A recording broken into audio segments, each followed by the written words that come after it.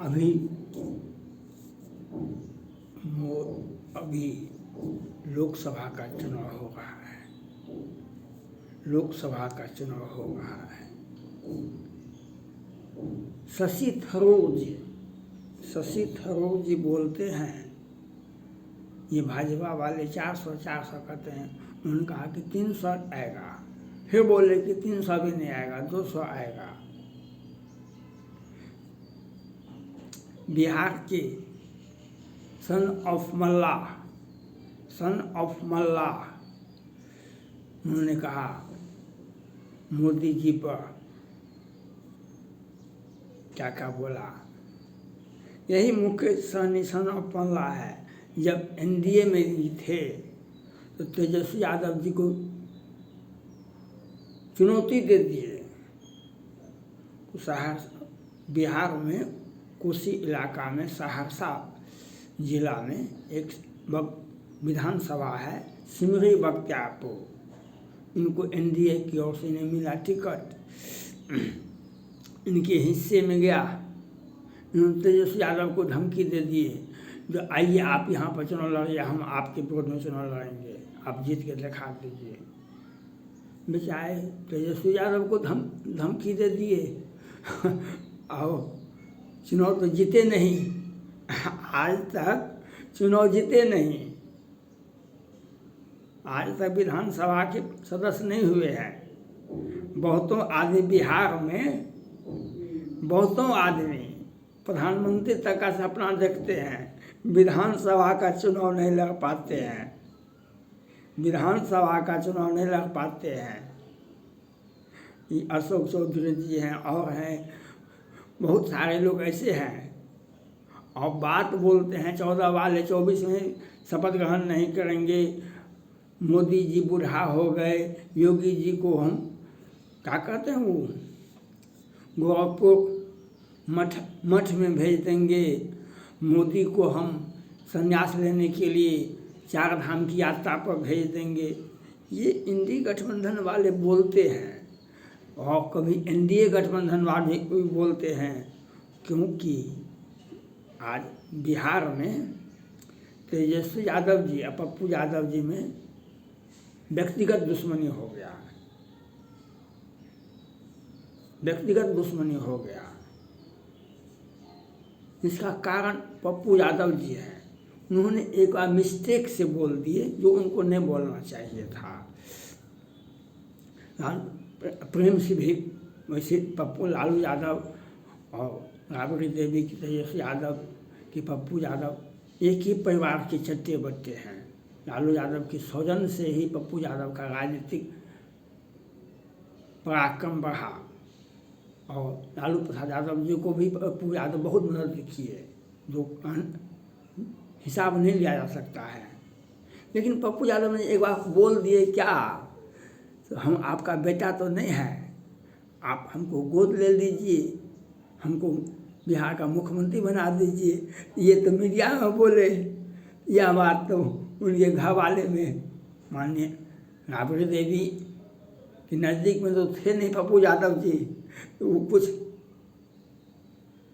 लालू यादव जी तो अब बूढ़े हैं, पुरुष हैं, तो ये हंस के टाल दिए। लेकिन ये घाव, इनका एक बयान लालू प्रसाद यादव जी, राबड़ी देवी जी, तेजस्वी यादव जी से इनको अलग कर देता है। यही एक बयान जो पप्पू यादव जी का राजनीति आगे नहीं बढ़ सकता है, लालू प्रसाद यादव जी का भी राजनीति आगे नहीं बढ़ सकता। दोनों एक दूसरे के पूरक हैं, दोनों एक दूसरे के पूरक हैं। लेकिन ये बयान पप्पू यादव जी ने दिया। ऐसा व्यक्ति बिहार में तो और ज़्यादा है। बिहार में उत्तर प्रदेश में देखे थे ना, योगी आदित्यनाथ जी लोकसभा के सदस्य थे, मुख्यमंत्री बने उत्तर प्रदेश के, तो विधान परिषद में भी जा सकते। उत्तर प्रदेश में विधान परिषद है, लेकिन आके नहीं, हम चुनाव आपको लड़ना पड़ेगा। विधानसभा में चुनाव लड़ना पड़ा विधानसभा का। तो बहुत सारे लोगों ने वहाँ के जो विधायक थे उन्होंने टिकट अब कहा कि हम इस्तीफा देते हैं, आज इस क्षेत्र से आइए चुनाव लड़िए। लेकिन बीच में ऊपर से आ गए वह भोजपुरी फिल्म के सुपर स्टार, कहा कि नहीं, विधानसभा में गए नहीं और लोकसभा के चुनाव में वो आ गए पट दे के, क्योंकि वह योगी आदित्यनाथ के द्वारा खाली था और तुरंत वहाँ पर संसद बन गए। इस प्रकार का सोच रखने वाले, जबकि आदित्यनाथ योगी जी भी 2-3 भाई हैं, उनका परिवार है, उनका सब कुछ है, लेकिन राजनीति में मोदी जी और योगी जी का विकल्प नहीं है। ये चिरकाल तक, लेकिन अपनी सच्चाई को समझें। अपनी सच्चाई को नहीं समझेंगे तो इन लोगों को व्यक्तिगत कष्ट होगा, मोदी जी को भी योगी जी को भी। ये आडवाणी जी को देखना चाहिए इनको। आडवाणी जी तो बूढ़े हैं, बेचारे को पुत्र है कि नहीं है नहीं पता चलता है, लेकिन अटल बिहारी वाजपेयी जी का व्यक्तिगत जीवन बहुत कष्टमय रहा।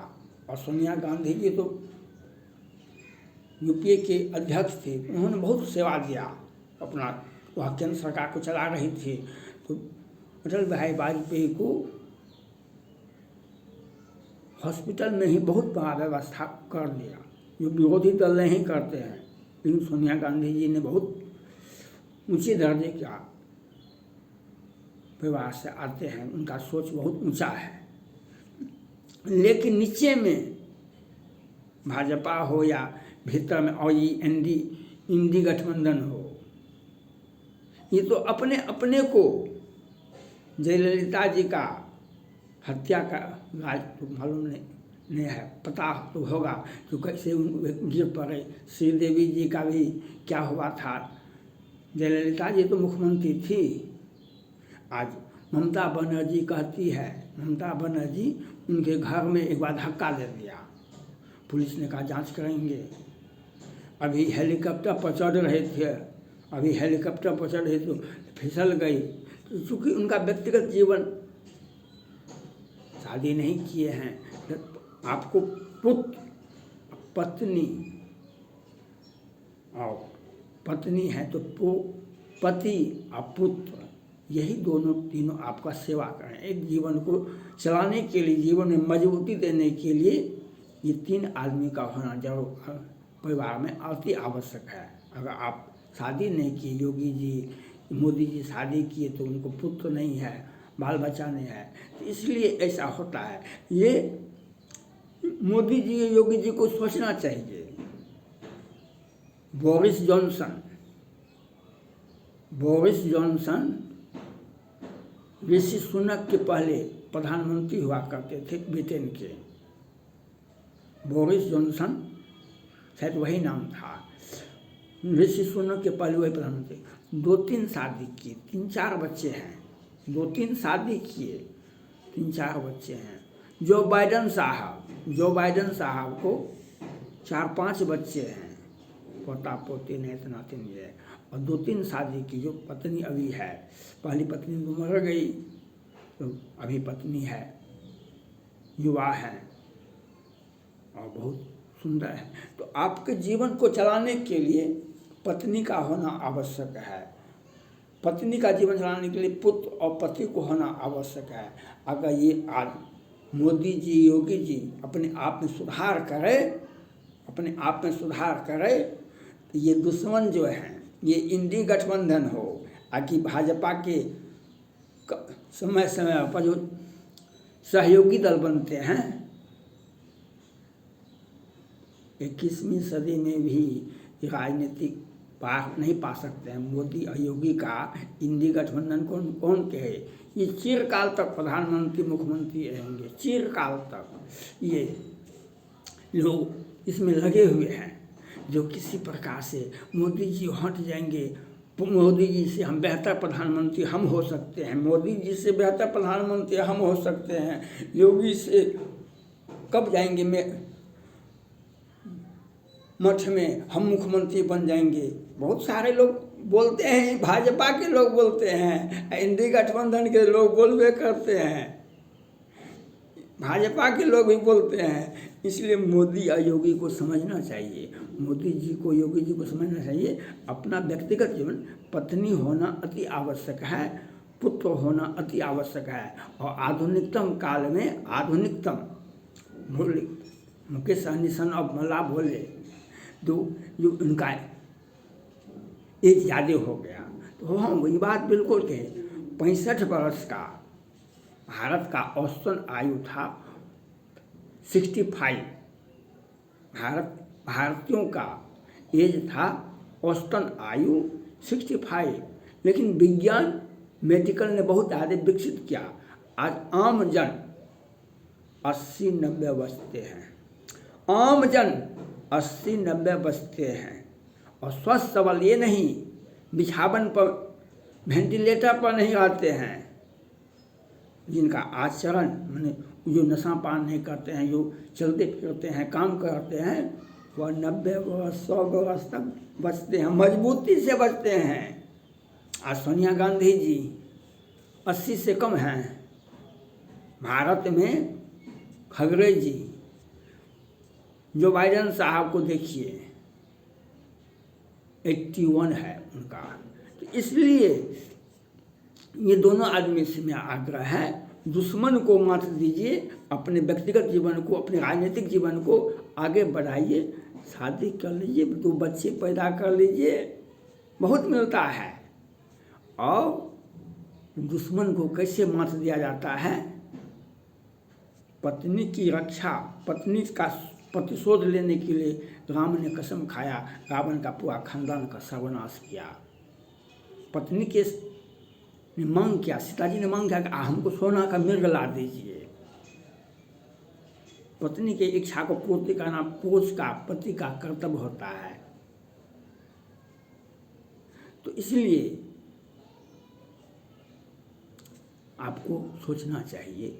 और ये लोग ऐसे, दुश्मन तो छाती पीटना हमारा कर्म है, क्योंकि हम तो बहुतों से ऐसा करते हैं। इसलिए थैंक्स।